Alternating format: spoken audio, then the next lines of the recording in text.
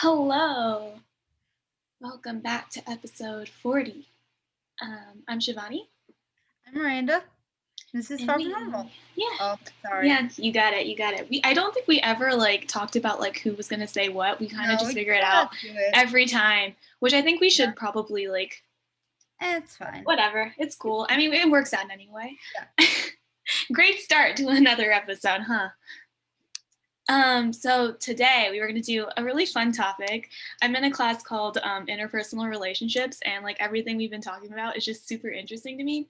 So this week we talked about attraction and just all these facts and science and stuff, and how people are attracted to each other. And I thought it was just so interesting. So I was like, I'm gonna just ask Miranda about it and ask her what she thinks about it, and we can just discuss and yeah, enlighten you all with some cool attraction facts. Hey. So, all right. So the fundamentals of attraction. The fundamentals are consisted of rewards, and these are direct and indirect. So basically, it talks about how we are attracted to those whose presence is rewarding to us. Would you agree with that? Do you want to expand on the thought first? Like we're And yeah. So I guess direct rewards would just be I guess having this person around you, I don't know, and I guess you could connect it to love language and terms of gift giving. So direct reward would be this person okay. is around you, so they give you gifts, and because of that, you're attracted to them. So And it's not like indirect, it's direct. The direct thing are like physical things, and the indirect would those be like emotional things, rewards, kind of. yeah. So it's Okay. indirect is intangibles. So the emotional things, and also Yeah. maybe them boosting your ego or something like that, praising you Okay. and stuff like that. So yeah, what do you think? Do you think that you get more out of having direct rewards or indirect rewards, or a combination of both, or do you place more Probably importance on any of them? indirect, probably, Direct. but every once in a while, direct is nice. Um, True. would hugs count as indirect or direct? I think that would be direct because that's physical touch, right? But it's also like in a way of emotionally supporting someone. But emotional is separate from the physical, right? I mean, because the Yeah, physical exactly. can induce a emotional thing, but I think they're separate, their own Okay. category, right? Okay. Yeah. But Okay. How about you? hmm, What are your thoughts? I want to say I would say that the reason I would stay with someone if I got into a relationship would be the indirect, but maybe in the beginning I think it would be direct just Mhm. to I don't know, get a feel for what's going on. Yeah, true. Because I don't yeah, it takes a long time for me to trust people and open up to Yeah. them emotionally. So I definitely think that in terms of rewards, attraction comes directly first before it gets indirect. Okay. So yeah, that's Fair. cool. All right, so one of the other facts was We're proximity. just gonna go through a list of facts. I'm gonna go through the ones I find interesting, and if we have Okay. time, I'll see if I can go through all of them. But I don't think we will because there was just a bunch of stuff that was crazy and cool, and I was like, oh, that's cool. But all right, so proximity. So basically, this talks about how we like people who are the closest to us, physically. So they did an MIT study. I think I didn't write this down, but I'm trying to remember. But they did an MIT dorm study, and basically they were talking about in the dorm people ended up liking the people that were closest to them or had a connection with them. So one That door, makes sense. yeah. So one door away from the person, there was a 40 something percent chance of them liking that person or having a friendship with them or just being close with them. And then the further you got away from the door, the percentage decreased. That So makes sense.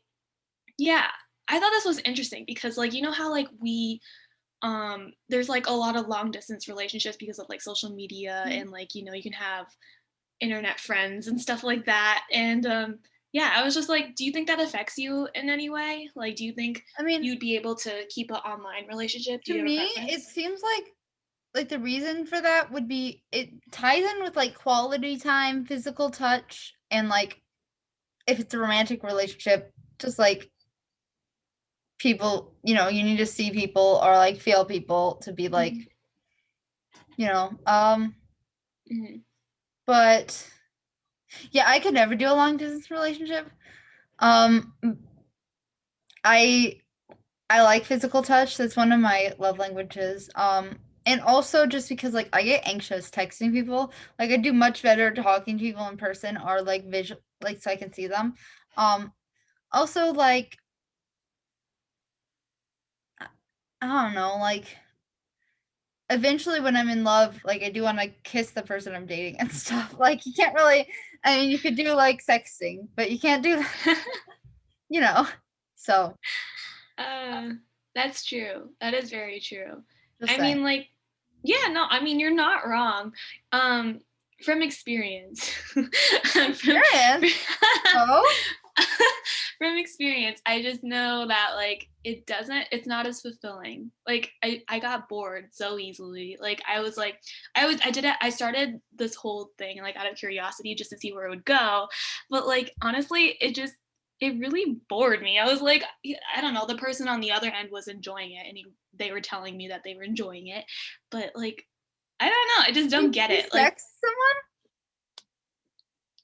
moving along. Wait, what? I'll tell you later. I'll tell you later. But like, I'm just okay, moving. No, moving. you should say it over the podcast. I think that'd be kind of entertaining. Well, okay, we didn't get into like much detail. It was just kind of like talking about like different things that like turned us on and stuff like that. And I was just like, I was like, I don't mind talking about it as long as there's no like pictures and stuff like that. But like, I guess that's kind of what like sexting is. So I like didn't really cross that line, but like the idea of it just like didn't really make sense to me. But I guess some people like that. But I But like definitely agree with. also usually based on the limited knowledge I have, sexting is usually like trying to give each other pleasure when you aren't together.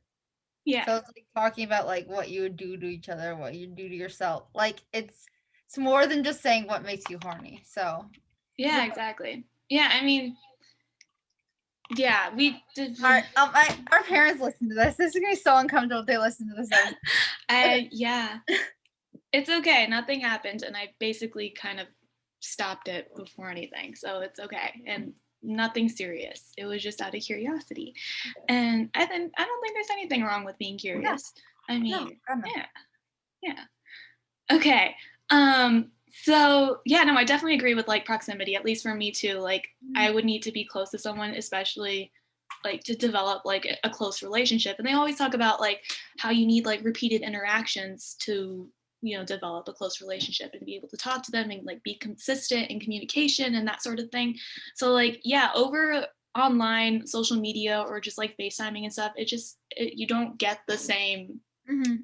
the same interactions, the feelings and Yeah. stuff like that. But like honestly, I kind of like that's really cool for people who can do it because maybe like their relationship is like more emotional than it is like Right. physical, and that can be a good thing. It is a good thing. It's a really cool thing. But yeah, I'm also like really bad at like answering people on texting and like answering calls because I don't know, I'm just not good at it. um I could deny that, but I'm not going to. I answer you eventually. Yes, you do. So like it's okay. It's okay. I'm there. I'm there when it counts, right? Right? Yeah. No, I'm kidding. Yeah, you're fine. I'm just kidding. I I'm was just okay. teasing you. Okay. Um moving along. So Sorry. all right. Distracted. I'm gonna go skip to a different study that I learned about. It was called the Dutton and Aaron Bridge Study. It was conducted in 1974, and basically it was just conducting a study on like how good-looking people earn more than like less good-looking people. And I think this like touches on like the whole idea of like pretty privilege and like how they have the advantage in society. And what are your thoughts on that? We Let's talked let's about start that in there. business law actually because someone tried to. We were talking about like the Equal Protection Acts, like how different minorities like can get fired for being in the minority, and someone tried to sue a company because they hired someone who's prettier than them, Oh even though they had dang. like the same merits. Mm. But the lawsuit like didn't do anything. But like it's just very interesting because it's very legit. Like companies hire the pretty people, Yeah. like or like companies hire they hire people who like look the same. So like like same height or same like style, or like Mhm. Kohl's had a very specific look. And Mhm. like Chick-fil-A has a very specific look. Yeah. Like you gotta like you Yeah. can't have like tattoos or like dyed hair Mhm. or yeah. I mean, do you think that has to do with them being pretty, or is just like that's their brand? Oh, that's true. I mean, I think to an extent they do, it is brand, but they also intentionally, not intentionally, but they have a bias towards pretty people, you know? Yeah. So, Yeah. that's what I would say. Yeah, no, I would agree. I would agree with that. A little fact here is that good-looking folks earn 230,000 more during their careers than people who are not as good-looking, Wait, which how is do they know that? How they do they did like a bunch of studies on it and like studies so and what's the psychology. like standard of good looking? Like how did they determine that? So like actually I there's a fact about this. Like most of the world can agree on the fact that there's a standard of beauty and we all agree on like what is beautiful. I mean, culture kind of plays a role in this, but like think of like beauty pageants. Like usually Yeah. everyone in a beauty pageant looks similar in the standard of beauty. So like there is sort of like a correlation between like, not a correlation, what's the word I'm looking for? There's like sort of like a standard. Like we know when someone's good looking and when someone's not as good looking. Like we can So we what's can the just we can standard? make the distinction. Here, let me find it. Uh, so it's okay. Women with baby face features tend to be a little more good looking. There's large eyes, small nose, small chin, full lips, looking more youthful. And also, I know like the hourglass figure is pretty like prominent. Like men tend to prefer women who are with an hourglass shape.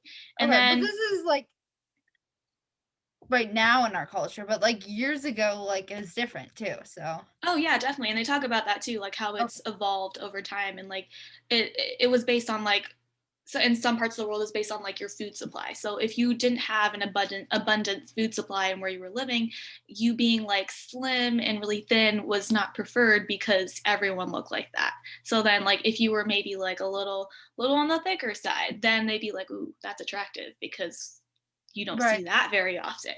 And so like you can see that and like I think of like like those medieval paintings of like those women who are like a lot more curvier and like it's very different from like now. I don't know, it's very different, yeah, but it's because we also have like a lot of food available and that's food has never been like something we worried about, at least in our recent past. So yeah, in our nation at mhm. least. Yeah, yeah. um, so okay, yeah, they talk about like how for men it's a little more complex on like the standard of beauty because um I guess the standard for men is like strong jaws, broad foreheads, a looking of like strong and dominant, but then also like that tends to be more appealing.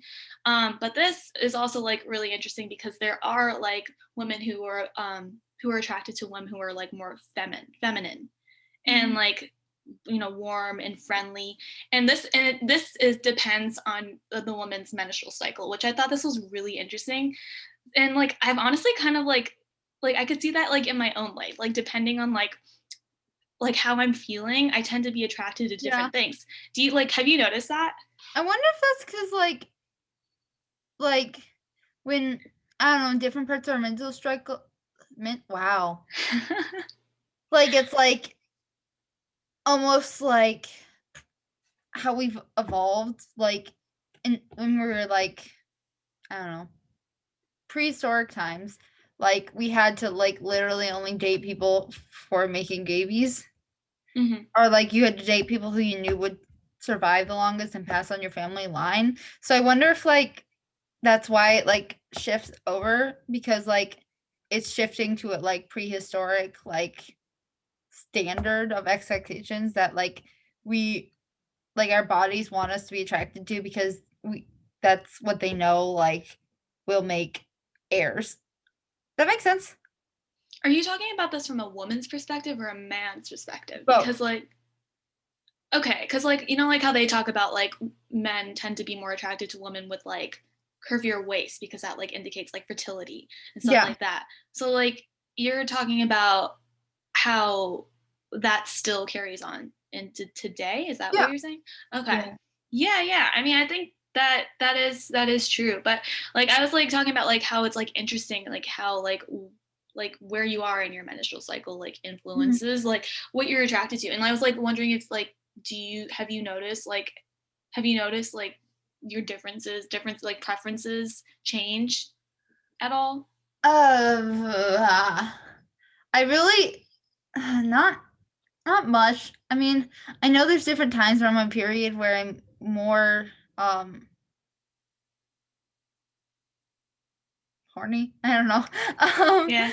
but I don't think I could tell you if my what I'm attracted to changes. Mm, okay. Yeah. I mean that makes sense. All right. I'll read the fact and I'll see if like I can connect anything. But they say that when women are fertile for a few days a month, they prefer deeper voices. The sense of more symmetrical men, and not sense, but like the shapes of more symmetrical men, and bolder and more arrogant and more charismatic behavior for the rest of the month. Which honestly, that kind of makes sense because like sometimes like I don't know, I realize that like sometimes I prefer like men who are more feminine, but then like other times I prefer men who are like more bold, aggressive, dominant sort of thing, Do you think like like alpha the male sort of thing. dominating aggressive thing is like Mm. back to the like evolution thing I was talking about? Like, do you think that Mhm. like in our like bodies are like subconscious, it like is like the bold aggressive is linked more to like sex and like reproduction? I'm sure it probably Okay. connects that. It probably does. I mean, like if you think about like prehistoric times, like you needed men like that to survive, Mhm. Yeah. and so like maybe that could be like tapping into like yeah our survival instincts and like Mhm. needing to reproduce to survive and like Yeah. that happens to be more attractive. I'm sure there's like some science behind that but like I don't know what that is. um yeah. Also, this is another fact by rule in 2011. Women during some days in the menstrual cycle, women also find the sense of men with high levels of testosterone more appealing, and they have a better gaydar. Which we talked about this before we recorded this, but like I didn't realize that like the gaydar like had scientific like evidence Okay. behind it. I feel like that would almost be like I don't know, it seems stereotyping to me. Like I liked how it said like the feminine thing that you're talking about, but I Hmm. feel like calling it a gaydar is just stereotyping all gay men as being more feminine. I don't know. You Hmm. know what I mean? But like also I've definitely said things before that I'm like, I have a good gaydar, but like I'm aware that it was definitely stereotyping. I don't know. Hmm. Just food for thought. Just thinking out loud. Yeah, no, honestly, like I never thought about it like that before, and I don't know, I just yeah, assuming things. I guess I would just like keep it to myself, but I guess I wouldn't voice it. Like I'd Yeah. just be like, they look like they might be attracted to different people and like stuff like that. But I don't know. Yeah. I probably had to do a little more research on that, but like But we probably be shouldn't be interesting. like making that assumption.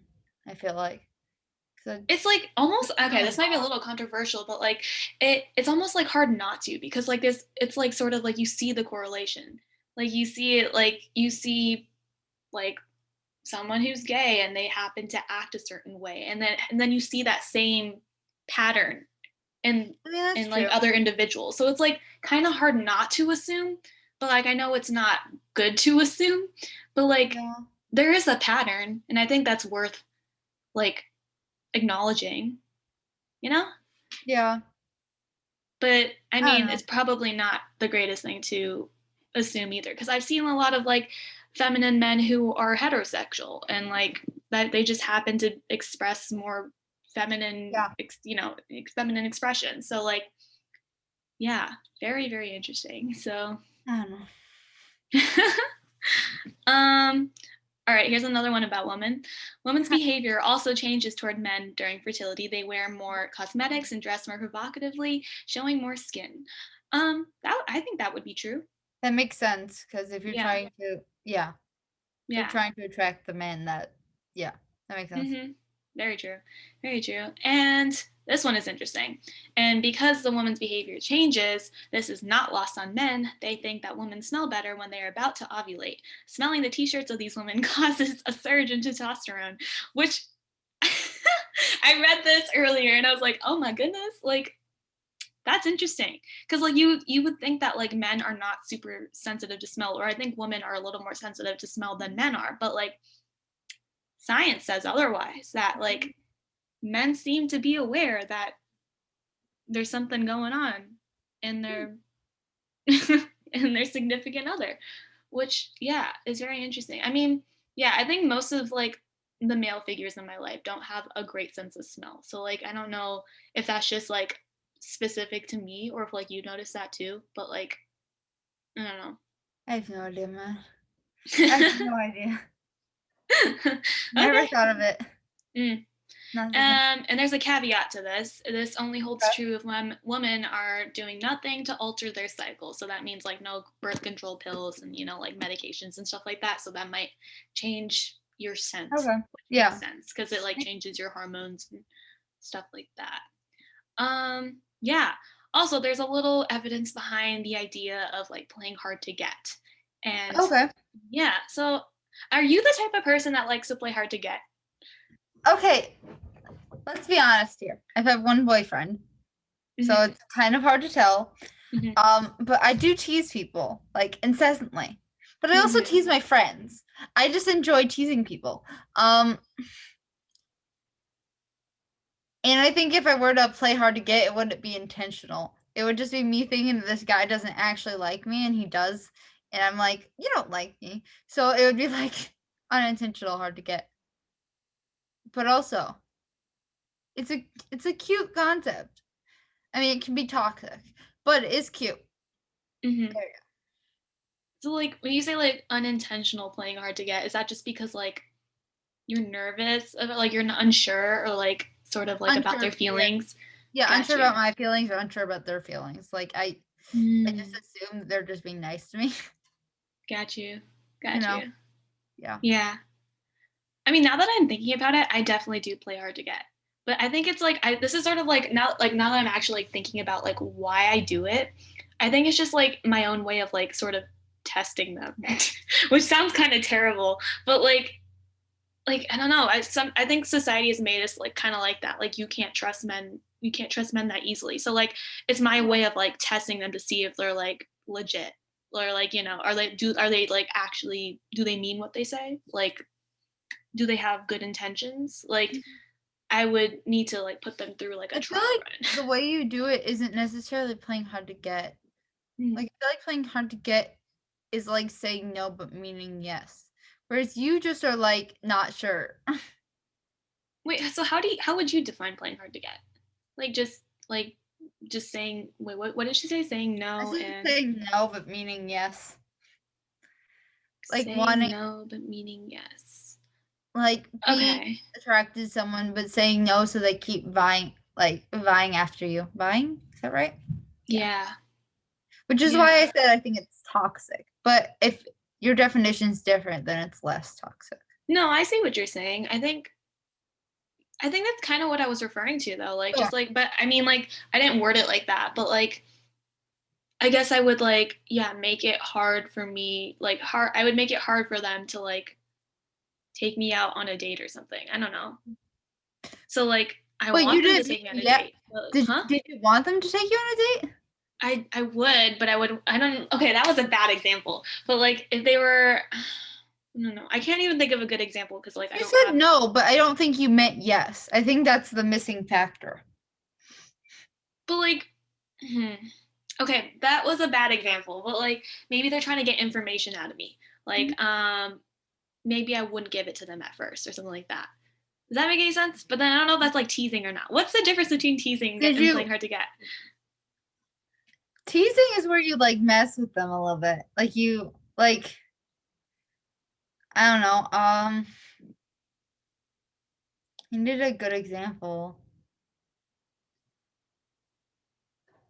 You know, like in the movies where like the girl like leans in for a kiss and then she like pulls back and then like winks or something. Yeah. That's teasing. Yeah. So I guess playing hard to get is like, what? No, wait. I'm not making a clear distinction here. Hold on.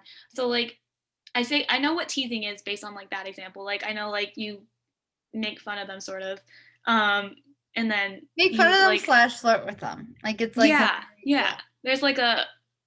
I mean, would you say that playing hard to get has like a sort of flirty esque feel to it too, or do you think that just depends on the person?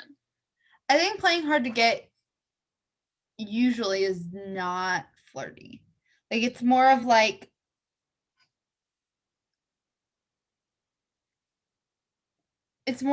you're attracted to someone, but you just keep just waiting for them to keep asking you until you're just like, fine, I'll date you, kind of.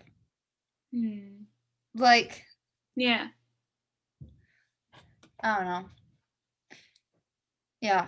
I don't know if that's accurate. That wasn't a great definition, but Yeah. I don't know either. We'll leave it up to our listeners to decide what playing hard to get is and what teasing is and what the I distinction feel between like that is. I don't know, playing hard to get it I feel like it's led to like a toxic thing in our society. Like it's cute in the movies and stuff, but I Hmm. think it's from both the girl and the guy's perspective. Like the one who's playing hard to get, I feel like it's kind of cruel. Yeah. And then like in our society because there's such a like stereotype of like girls play hard to get, like guys don't take no for an answer, even when girls actually mean no and aren't playing hard That's to a get. good point. Like, do you think it's slightly like our fault? I don't I don't think that hard to get thing was necessarily. Like, do you think I because think we playing play hard to hard to get get them? I think playing Okay. hard to get became something that can be used against, I guess, women or men. Not necessarily because of what we do, but because of how media portrayed it. I Wait, what think did women are men? Is that what you said? women or men. Women or men. I Got you. didn't want to Okay. stereotype, like, Um, I think it's more of how media portrays it. I think there are a lot less women who play hard to get than the media acts like they do. Cause Mm. because people like to I don't know, because people like to pretend like there's a reason that a woman would say no to you besides the fact that they just don't like you. Hmm. I'm gonna play devil's advocate based on what you said in the last episode. But do you think that I mean, like you asked a question about like, doesn't the media get their Yeah. content from the Well, people? So I like, was is think it based in something? yeah, but I didn't want to be stereotypical. That's why I didn't say it. Like it's the it's the people who are being turned down in the media. So let's say I like the men or I guess the women. There's the person who says no, right? Yeah. Person A. Person B was the person who asked them, and they're offended that the other person said no. And so they just assume that the other person is playing hard to get. And person B, especially if it's a man, controls the media and portrays that image in the media, whether or not Mm. the individuals actually are playing hard to get. And this is just like an idea. Like, I Yeah. don't have any evidence behind it, but I'm thinking of like the 1950s or something. Mhm. Like, if a guy tried to sleep with a woman and she said no, I feel like they would make jokes about how like women play hard to get, and then it would become like a stereotype. But Mm. I'm not sure. No, that's a really good point. Like yeah, because like there are like the media is controlled by like a lot of men, so like they would be portraying things according to their perspective and Yeah. their like own agenda and pushing. a thing, like pushing their own agendas forward. And also like what you said about like how like I don't know, maybe I'm just like thinking of like different movies and stuff, but like like maybe like in the early like maybe 1960s or something like that, if a woman said no to a man, I think the man would get they would be like their ego's like really fragile, so they would try to like brush it off and be like, oh, she's just being a bee and stuff like that, Right. and like they get that sort of thing. So Yeah. like I can see that. I can see that. Yep. That's a Masculine really fragility. yeah, it's the word I was looking for. I was about to say like toxic masculinity, but I was like, I don't think that's the right word. I don't. Yeah, yeah, that word. There's also white Um, fragility, which is mm, a different thing. But yes, masculine fragility. yeah, yeah, interesting. That's a really good. That's a really cool thing to think about. Like yeah, I mean, I wonder if that like the playing hard to get like just goes back into like prehistoric times, like if that was a thing. But I don't think they had that option because it was also based on like survival. Yeah, I So don't think like, so. I really, now that I think about it, I feel like playing hard to get, and I'm sure there are people who play hard to get. But I mhm. think playing hard to get, now that I've like talked about it, to me seems like a stereotype made up by those who were offended when people said no. But I don't know. Maybe I'm wrong. That's a good theory, though. I mean, I think there might be some like accuracy to that, though, because no one likes to be humiliated or embarrassed, so like they make up excuses and Yeah. not don't take accountability for it. So that's a thing. That's a thing. Um, yeah. So we are out of time. That went by really fast. You did. You had like so many other notes. I did. I think we got through most of it because I skipped through like some of the stuff that like we sort of touched on, but then I got to the stuff that like I was like, this is interesting. But Okay. but yeah. Do you have any final thoughts? I want to say something, but I hate it. Okay. Um, have you ever heard me say sexy times as a joke?